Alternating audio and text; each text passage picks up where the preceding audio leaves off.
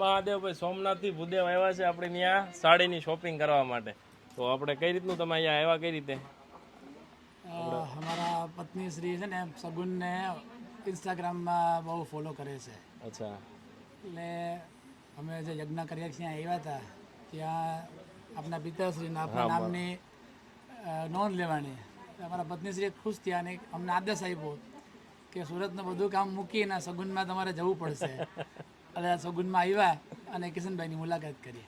જો એમણે સાડી લીધી છે મસ્ત બરાબર. અને પહેલા તો આશીર્વાદ આપવા આવ્યા. સાડી તો એક બાજુ રહી અને આપણી શોપ પર બાકી સોમનાથથી આવે સ્પેશિયલ આવત નહીં. આ એક સંજોગ કહેવાય ને, દાદાની દયા છે ને આજે આવ્યા અને સાડી જોઈ અને શોપિંગ કરીને આપણી બધી શોપ પર આશીર્વાદ આપ્યા ડ્રેસમાં અને સાડીમાં ને બધી જગ્યાએ બરાબર.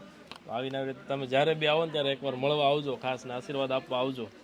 સોમનાથ દાદાના તમારા સગુન શોપ પર અને ઝાંખી આપણી જે બંને ફોર્મ છે, ભગવાન સોમનાથ દાદા અને મા પાર્વતીમાં ખૂબ ખૂબ આપણે સુખ શાંતિ સમૃદ્ધિ પ્રદાન કરે અને આવાના આવા જ સારા સારા વ્યાપાર કરી અને લોકોના મનમાં વસતા રહ્યો.